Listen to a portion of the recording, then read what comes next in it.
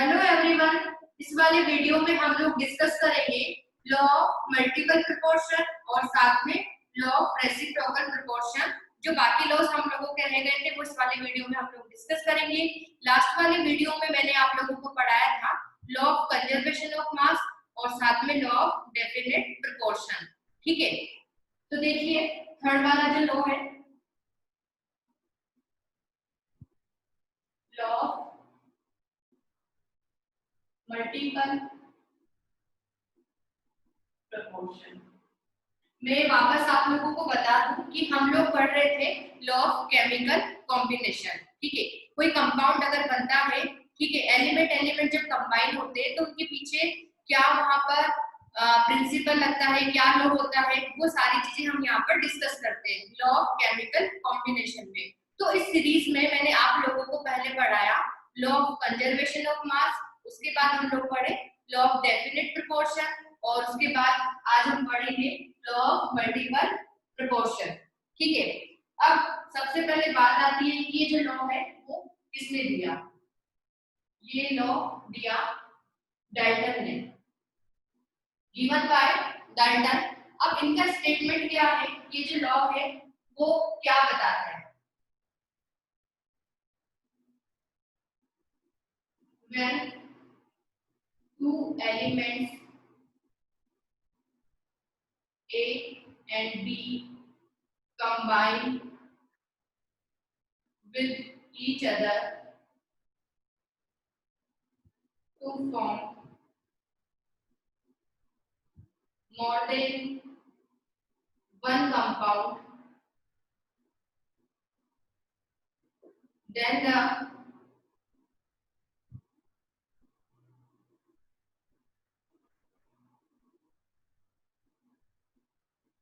mass of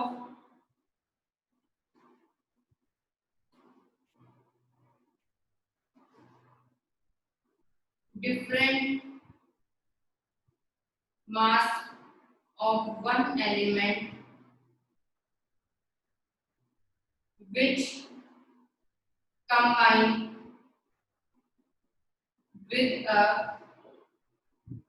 fixed mass of other element bear a simple ratio। ठीक है, ये जो लॉ है बच्चों, लॉ ऑफ मल्टीपल प्रोपोर्शन, इसका स्टेटमेंट क्या है कि अगर कोई दो एलिमेंट कंबाइन होते हैं, दो एलिमेंट मेरे पास ए और बी है, ए और बी जब कंबाइन होके एक से ज्यादा कंपाउंड्स बना रहे होते हैं, ठीक है, तब अगर हम किसी एक पर्टिकुलर एलिमेंट का मास फिक्स कर दें, ठीक है, एक एलिमेंट का हमने मास फिक्स कर दिया, तो जो दूसरा एलिमेंट है डिफरेंट कंपाउंड्स में उनके मास का रेशियो अगर हम निकालते हैं तो वो रेशियो कैसा आता है बच्चों, simple ratio, where a simple ratio. ये स्टेटमेंट आपको देखने में बड़ा लगेगा लेकिन सिंपल सा है। अभी हम लोग यहाँ पर एग्जांपल करेंगे उससे ये समझ में आ जाएगा। When two elements A and B combine with each other to form more than one compound, then the different mass of one element which combine with a fixed mass of other element bear a simple ratio। तो यहाँ पर देखो आप लोग, मैं पहले एक छोटा सा एग्जांपल लेती हूँ, CO and CO2। दो एलिमेंट हमारे पास यहाँ पर एक कार्बन है और दूसरा ऑक्सीजन है। कार्बन ऑक्सीजन मिलकर एक बार कार्बन मोनोऑक्साइड बनाए हैं और दूसरी बार कार्बन डाइऑक्साइड। ठीक है, अब देखो यहाँ पर कार्बन ऑक्साइड, कार्बन मोनोऑक्साइड और कार्बन डाइऑक्साइड। तो कार्बन मोनोऑक्साइड में कार्बन का मास कितना है, 12 ग्राम, और ऑक्सीजन कितना है, 60 ग्राम। इसमें देखिए, इसमें 12 ग्राम कार्बन है और ऑक्सीजन कितना है, 32 ग्राम। ठीक है, यहाँ तक हम लोगों ने इसको लिखा है ना। अब इसके बाद क्या करना है कि अगर एक एलिमेंट का मास फिक्स कर दे तो जो दूसरा एलिमेंट है उसका जो मास रेशियो है हर कंपाउंड में वो क्या होता है, सिंपल रेशियो रहता है उसमें मास में। ठीक है, जैसे कि यहाँ पर देखिए कार्बन मोनोऑक्साइड और जो कार्बन डाइऑक्साइड है, कार्बन का यहाँ पर मास मैंने 12 ग्राम लिखा है ना। और ये पहले से ही फिक्स है, यहाँ पर हमको इसको फिक्स करने की जरूरत नहीं है, मतलब सेम नहीं करना है ना, मतलब वो सेम पहले से है। ठीक है, तो आप लोग देखिए, तो जो दूसरा एलिमेंट है उसका जो मास रेशियो है, जैसे कि CO और CO2 की अगर हम बात करें, तो इसमें ऑक्सीजन कितना है 16 ग्राम और इसमें कितना है 32 ग्राम। इसके बीच में आप लोग रेशियो निकालो, कितना आ रहा है 1:2। मतलब ये जो रेशियो है दूसरे एलिमेंट का बाय मास रेशियो है, वो क्या है, सिंपल, एक सिंपल रेशियो है। ऐसा नहीं है कि वहां पर वो जो रेशियो है वो फ्रैक्शन में आ रहा है। क्लियर? तो ये जो लॉ है, लॉ ऑफ मल्टीपल प्रोपोर्शन, इसका मतलब यही है। और हम दूसरे एग्जांपल्स की बात करते हैं। ये सिंपल सा एग्जांपल लिया था मैंने। इसके बाद हम बात करते हैं नाइट्रोजन के ऑक्साइड।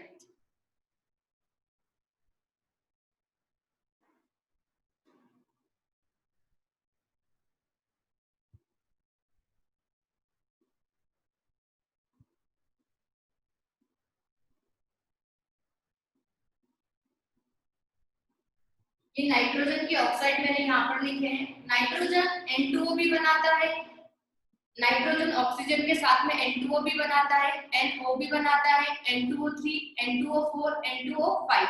ये सारे नाइट्रोजन और ऑक्सीजन से मिलकर बने हुए कंपाउंड्स हैं, टू एलिमेंट्स हैं। अब देखिए, फर्स्ट वाले में नाइट्रोजन और ऑक्सीजन का मास कितना है, नाइट्रोजन कितना है 28 ग्राम, ठीक है। ऑक्सीजन कितना है बच्चों 16 ग्राम। सेकंड वाले में देखिए, नाइट्रोजन 14 ग्राम है और ऑक्सीजन कितना है 16 ग्राम। अगला देखिए, ये नाइट्रोजन यहाँ पर 28 ग्राम है और इसमें ऑक्सीजन 48 ग्राम है। N2O4 28 ग्राम और ऑक्सीजन कितना है 64 ग्राम। इसमें नाइट्रोजन 28 ग्राम है और ऑक्सीजन 80 ग्राम है। कहने का मतलब क्या है, N2O में नाइट्रोजन का 28 ग्राम ऑक्सीजन के 16 ग्राम से कंबाइन हुआ है। क्लियर? NO में नाइट्रोजन का 14 ग्राम ऑक्सीजन के 16 ग्राम से कंबाइन हुआ है। N2O3 में 28 ग्राम नाइट्रोजन ऑक्सीजन के 48 ग्राम से कंबाइन हुआ है। यही मतलब रहता है। ठीक है, अब हमारा क्या काम है यहाँ पर देखिए,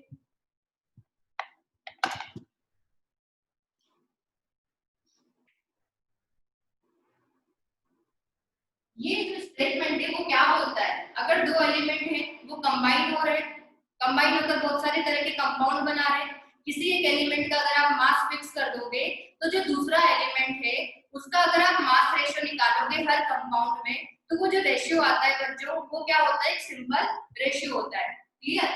तो यहाँ पर देखो, हम क्या करेंगे, हमने नाइट्रोजन का मास फिक्स करना है, ठीक है। और वो कैसे कर सकते हैं भाई, सारे तो क्या है 28 ग्राम है, इसमें 28 ग्राम, इसमें 28, इसमें 28, इसमें 28। इसमें नाइट्रोजन का मास कितना है 14 है, तो मैंने इसको 2 से मल्टीप्लाई कर दिया, तो ये कितना हो गया 28 ग्राम, साथ में ये भी होगा, ठीक है भाई। 14 ग्राम से 16 ग्राम कंबाइन होता है, तो 28 ग्राम से कितना कंबाइन होगा ऑक्सीजन का 32 ग्राम। सिंपल सी बात है, ठीक है। अब नाइट्रोजन का मास मैंने यहाँ पर फिक्स कर दिया, तो आप ऑक्सीजन का मास लिखो, अब 16 ग्राम, 32 ग्राम, 48 ग्राम, 64 और 80 ग्राम, ठीक है। ये जो सारे यहाँ पर मैंने मास लिखे हैं, इनके बीच में आप अब रेशियो निकालो, ये सब मर जाएंगे, ये 1 2 3 4 एंड 5। तो इससे क्या प्रूव होता है, law of multiple proportion. Clear? Law of multiple proportion दो एलिमेंट के बारे में बताता है, जब वो दोनों एलिमेंट कंबाइन होकर एक से ज्यादा कंपाउंड्स बनाते हैं, तब किसी एक एलिमेंट का अगर आप मास फिक्स कर दोगे, ठीक है, तो उससे कंबाइन होने वाला जो दूसरा एलिमेंट है उसके बीच में जब आप मास रेशियो निकालोगे, तो वो एक क्या आता है, सिंपल रेशियो आता है, ठीक है। 1:2, रेशियो 3, रेशियो 4, रेशियो 5। क्लियर? ये लॉ ऑफ मल्टीपल प्रोपोर्शन है। अब इस पर बेस्ड हम एक क्वेश्चन करेंगे।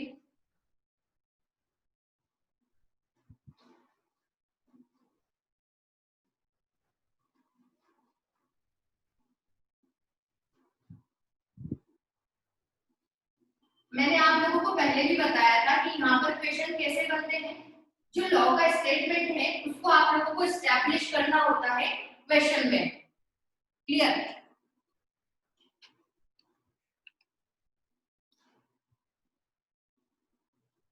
क्वेश्चन देखिए,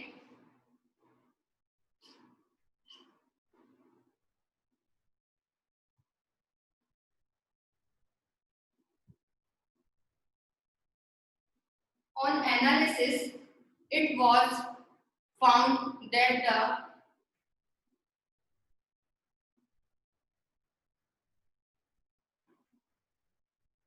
black oxide of copper and red oxide of copper contain 79.9 percentage and 88.8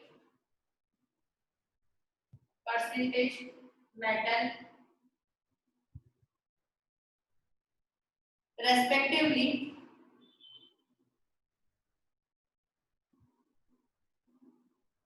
Establish law of multiple proportion. ये क्वेश्चन है, इसमें आप लोगों को law of multiple proportion establish करके दिखाना है। तो अब हम शुरू होते हैं करना। एक ऑक्साइड है कॉपर का, ब्लैक ऑक्साइड, ब्लैक ऑक्साइड, और दूसरा है रेड ऑक्साइड। ठीक है, तो जो ब्लैक ऑक्साइड है उसमें कॉपर मेटल कितना है बच्चों? 79.9 परसेंटेज, और जो दूसरा है उसमें 88.8 परसेंटेज कॉपर मेटल है। अगर मैंने पूरा मास 100 ग्राम अज्यूम कर लिया ऑक्साइड का, तो वहां पर कॉपर मेटल कितना हो जाएगा? 100 ग्राम में कितना हो जाएगा? 79.9 gram copper metal. Clear? Percentage की बात हो रही है तो मैं 100 अज्यूम कर सकती हूँ। ठीक है, तो 100 ग्राम में 79.9 ग्राम कॉपर है। 100 ग्राम किसका? ब्लैक ऑक्साइड का, उसमें इतना ग्राम कॉपर है। और यहाँ पर भी हम क्या लिख सकते हैं? 100 ग्राम रेड ऑक्साइड में 88.8 ग्राम कॉपर मेटल है। क्लियर? अब हम क्या करेंगे, भाई इतना कॉपर है तो ऑक्सीजन का मैं यहाँ पर मास निकालूंगी, मास ऑफ ऑक्सीजन। तो कैसे निकालेंगे बच्चों? 100 में से माइनस कर देंगे 79.9 ग्राम, यही करेंगे। ठीक है, और वो कितना आएगा? 20.1 ग्राम। ठीक है,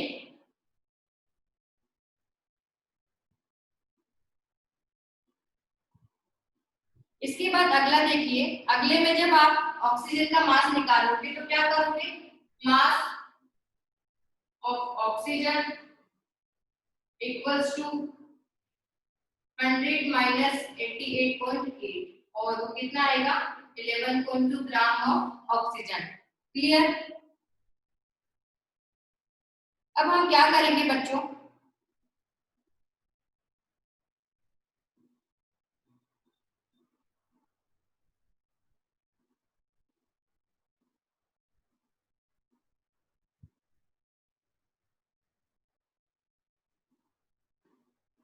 देखो, हमें क्या करना होता है, दो एलिमेंट का हम लोगों को मास पता लग गया, मतलब एक जो कंपाउंड है उसमें कॉपर और ऑक्सीजन का मास हमें पता है, और दूसरे में भी हमें कॉपर और ऑक्सीजन का मास पता है। ठीक है, अब हम क्या करते हैं, इसके बाद एक का मास हम लोगों को फिक्स करना होता है, उसके करस्पॉन्डिंग आपको दूसरे एलिमेंट का मास निकालना होता है।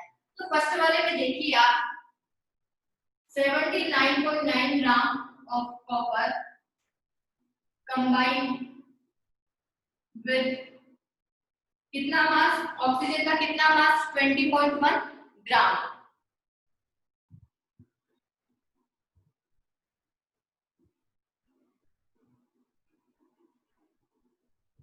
20.1 ग्राम है।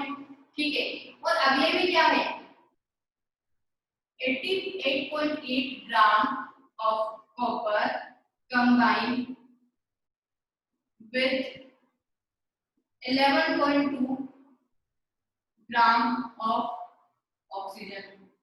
यही मतलब है इसका कि 88.8 ग्राम ऑफ कॉपर कंबाइन होता है ऑक्सीजन के 11.2 ग्राम मास से। क्लियर?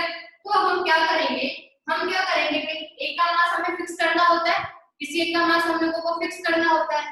तो हम क्या करेंगे 88.8 ग्राम से कॉपर का कितना कंबाइन हो रहा है, कॉपर से ऑक्सीजन का इतना मास कंबाइन हो रहा है, तो हम क्या निकालेंगे 79.9 ग्राम ऑफ कॉपर कंबाइन। आया समझ में? 11.2 अपॉन 88.8 इंटू 79.9। ठीक है, हमने क्या करा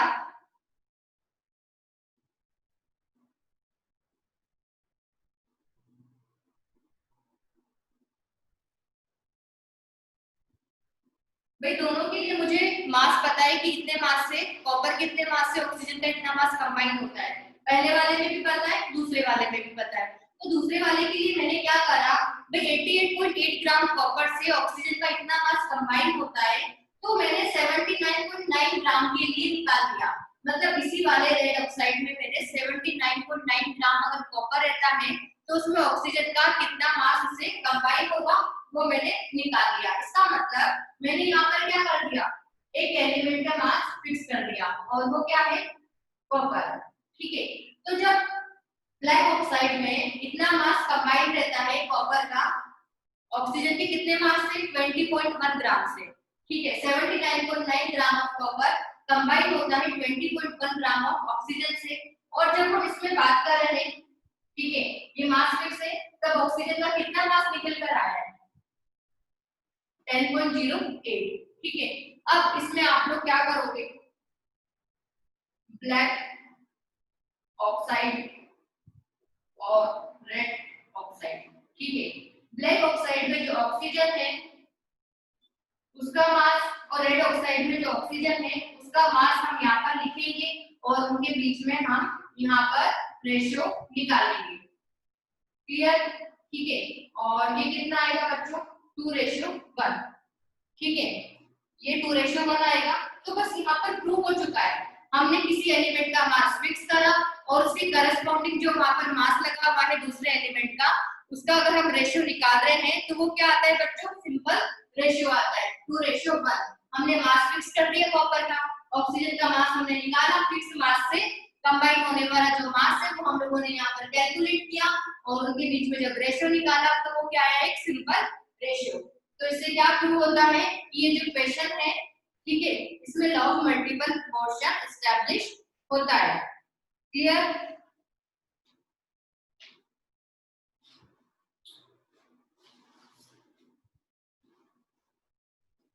इसके बाद हम लोग अगला लो डिस्कस करेंगे,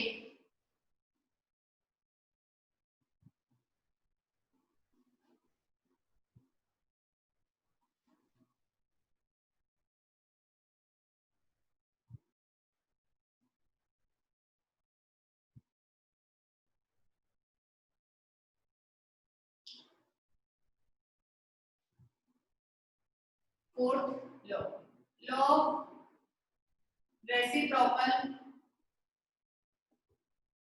proportion.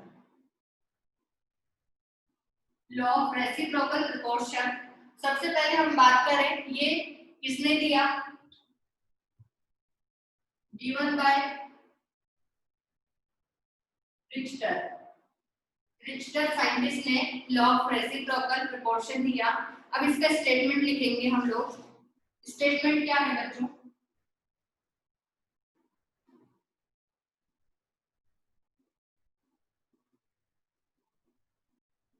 ratio of weight of two elements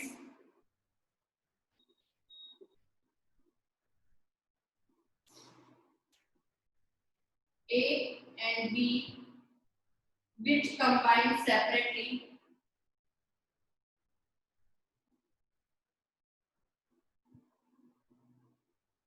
with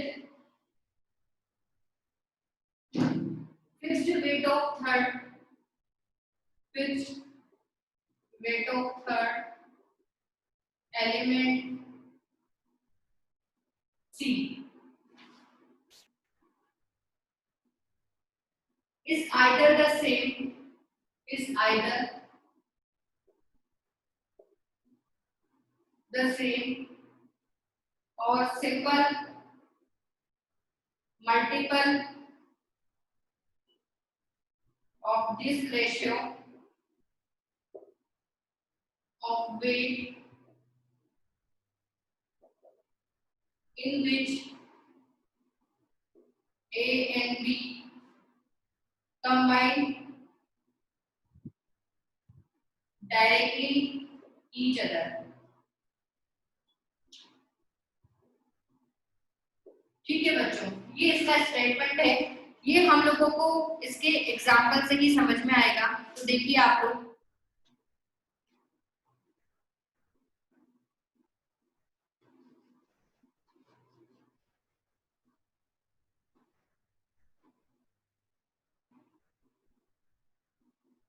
देखो ये क्या बोल रहा है, ratio of weight of two elements A and B which combine separately with fixed mass of element third element C is either the same or simple multiple of this ratio of weight in which A and B combine directly each other।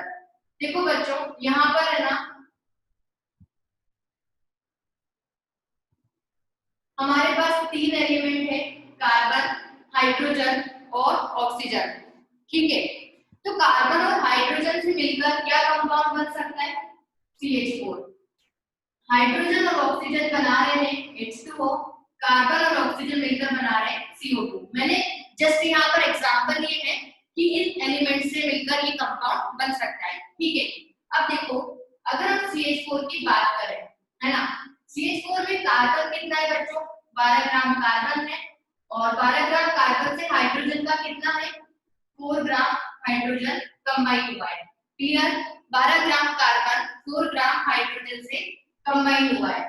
इसमें देखिए आप water की अगर हम बात करें तो water में 16 gram oxygen, 16 gram oxygen hydrogen के 2 ग्राम से कंबाइन हुआ है। क्लियर, हाइड्रोजन का 2 ग्राम है, ऑक्सीजन का 16 ग्राम है, यहाँ पर कार्बन 12 ग्राम है और हाइड्रोजन 4 ग्राम है। यही कह रहा है ये। ठीक है, ratio of weight of two elements A and B which combine separately with fixed weight of third element C। ठीक है, यहाँ पर थर्ड एलिमेंट हमने माना जो C है वो हाइड्रोजन है। ठीक है, हाइड्रोजन का मास अगर हम फिक्स कर देते हैं, हाइड्रोजन का मास अगर हम फिक्स कर देते हैं और वो मैंने कितना कर दिया, 4 ग्राम। भाई ये 4 ग्राम है, इसको 4 करना है तो 2 से मैंने मल्टीप्लाई कर दिया, तो ये भी 2 से मल्टीप्लाई होगा। क्लियर, ये 32 ग्राम हो गया। ठीक है, तो अगर थर्ड एलिमेंट का मास हम लोग फिक्स कर देते हैं, ठीक है, element C is either the same or simple multiple of this ratio of weight in which A and B combine directly each other।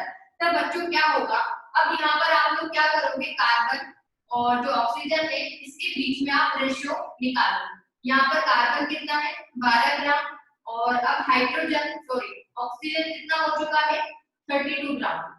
Clear, जब आपने थर्ड एलिमेंट C का मास फिक्स कर दिया, जो कि मैंने यहाँ पर हाइड्रोजन लिया है, अब फिक्स मास जो हाइड्रोजन का है उससे कंबाइन होने वाला जो एलिमेंट है दोनों में, एक में कार्बन है और दूसरे में ऑक्सीजन है, इनका मास अगर मैं रेशियो निकालती हूँ, ये 12 ग्राम कार्बन है, ऑक्सीजन कितना है, 32 ग्राम, कितना आएगा रेशियो, 3:8।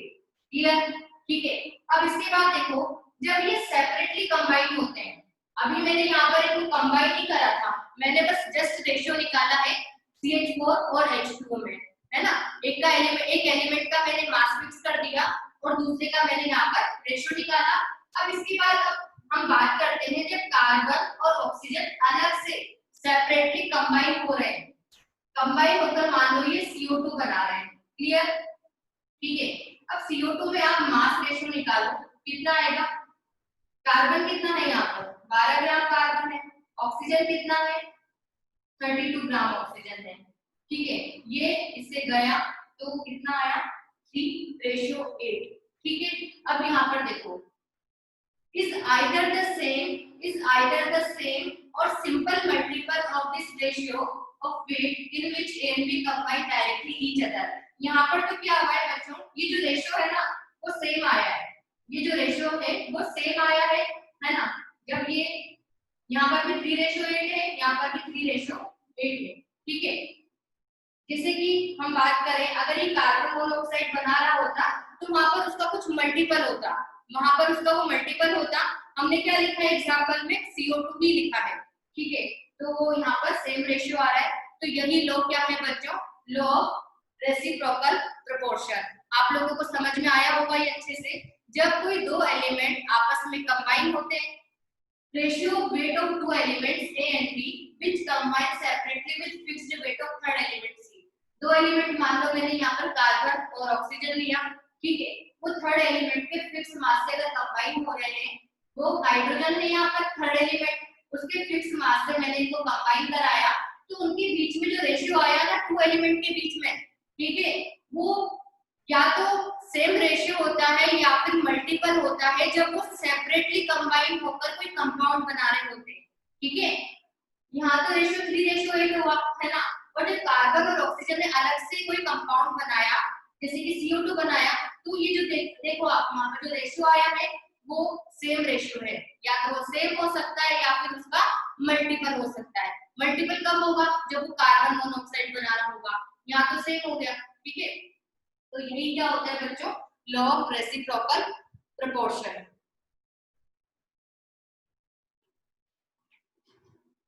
ठीक है,